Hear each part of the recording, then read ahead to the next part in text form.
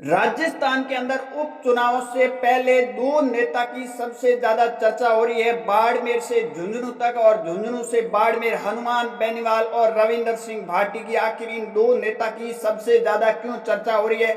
और उपचुनाव के अंदर आरएलपी पार्टी अभी तक अपना उम्मीदवार आखिर क्यों फाइनल नहीं कर रही है। कांग्रेस की या बीजेपी की बात की जाए तो लगभग अंदर खाने फाइनल हो चुके हैं। बीजेपी एक बार ज्योति मिर्धा को चुनाव मैदान में उतार सकती है तो कांग्रेस हरिंदर मिर्धा को चुनाव मैदान में उतार सकते हैं, परंतु आरएलपी को लेकर अभी भी सस्पेंस है, वो खत्म नहीं हुआ और 2 से 3 नाम चलते हुए नजर आ रहे हैं। परंतु सबसे ज्यादा अगर किसी नेता की चर्चा है तो वो है युवा नेता रविंदर सिंह भाटी, और दूसरी बात की जाए तो हनुमान बेनीवाल की उपचुनाव के अंदर सबसे ज्यादा चर्चा इन नेता की आखिर चल रही है। और अब देखिए, हनुमान बेनीवाल कांग्रेस के साथ गठबंधन करना चाहते थे उपचुनाव, परंतु कांग्रेस गठबंधन करती हुई नजर नहीं आ रही है। और बीजेपी हो या फिर कांग्रेस, दोनों पार्टियों की कहीं न कहीं मुश्किलें हैं, वो ये नेता बढ़ाते हुए नजर आ रहे हैं। इनमें एक और नेता राजकुमार रोत ने भी घोषणा कर दी है कि वो भी उपचुनाव के अंदर अपने उम्मीदवार है वो उतारेंगे। तो बीजेपी के लिए हो या फिर कांग्रेस, दोनों के लिए मुश्किल इस बार है। और राजस्थान के अंदर अगर ये 7 सीटें बीजेपी भी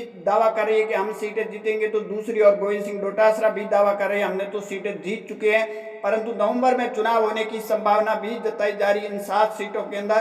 परंतु मजबूत स्थिति में देखा जाए तो कहीं कहीं कांग्रेस है वो मजबूत स्थिति में नजर आती हुई दिखाई दे रही है। भजनलाल शर्मा के लिए ये बहुत टफ टाइम है, क्योंकि ये सीटें निकालना, भजनलाल शर्मा के मुख्यमंत्री बने उसके बाद में जो लोकसभा चुनाव में 11 सीटें गंवा गई, बीजेपी से हाथ से निकल गई थी, वो कहीं कहीं भजनलाल को अब ये भरपाई करनी होगी 7 सीटें निकालकर। परंतु अगर वहां की ग्राउंड स्थिति देखी जाए तो सिर्फ 1 या 2 सीट पर ही बीजेपी मजबूत दिखाई दे रही है, बाकी सभी पे कांग्रेस है वो कब्जा कर सकती है।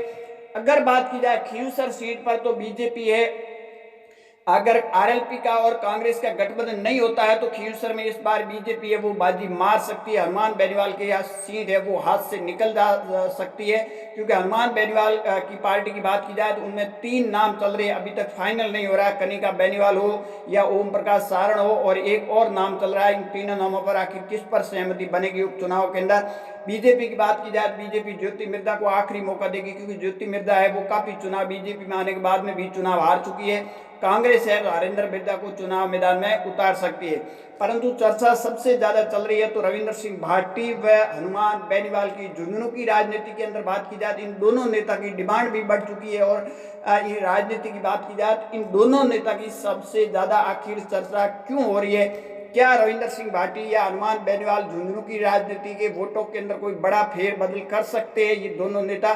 इनकी चर्चा झुंझुनू से बाड़मेर तक कंटिन्यू हो रही है, आखिर इसके पीछे वजह क्या है। और राजकुमार रोत ने जब से घोषणा कर दी है कि वो न कांग्रेस के साथ गठबंधन करने जा रहे, न बीजेपी के साथ गठबंधन करने जा रहे, वो अकेले चुनाव लड़ेंगे, और उनके 4 सीटों पर लगभग अंदर खाने उम्मीदवार है वो भी फाइनल हो चुके हैं। 84 सीट की बात की जाए, राजकुमार रोत ने सबसे बड़ी जीत हासिल की थी 2023 के विधानसभा चुनाव की अगर बात की जाए तो। अब इस बार जो भजनलाल के लिए टफ टाइम ये है कि ये सातों की सातों सीटें बीजेपी को जीतना है, परंतु स्थिति ग्राउंड स्थिति के अंदर देखा जाए तो बीजेपी 1 सीट पर ही मजबूत दिखाई दे रही है। और खींवसर सीट पर अगर गठबंधन नहीं होता आरएलपी और कांग्रेस का, तो बीजेपी यहाँ भी वो सीट ले सकती है, अपने खाते में जा सकती है बीजेपी के खाते में। परंतु वहां भी निर्दलीय कहीं कहीं समीकरण है वो बीजेपी, कांग्रेस, आरएलपी का भी बिगाड़ सकते हैं। सबसे ज्यादा चर्चा आखिर इन दो नेता की क्यों हो रही है झुंझुनू की राजनीति की बात की है, क्योंकि झुंझुनू की सीट पर ओला परिवार का दबदबा बना हुआ है कई सालों से अगर देखा जाए तो। परंतु इस बार चर्चा का विषय बनी हुई है, और नवंबर में जो चुनाव होने की संभावना भी जताई जा रही है, और आखिरकार इन सीटों पर कौन बाजी मारेगा ये देखने वाली बात होगी। आप सबकी इस पर क्या राय, कमेंट सेक्शन जरूर देना। ज्यादा जानकारी के लिए हमारे यूट्यूब चैनल को जरूर फॉलो कीजिए।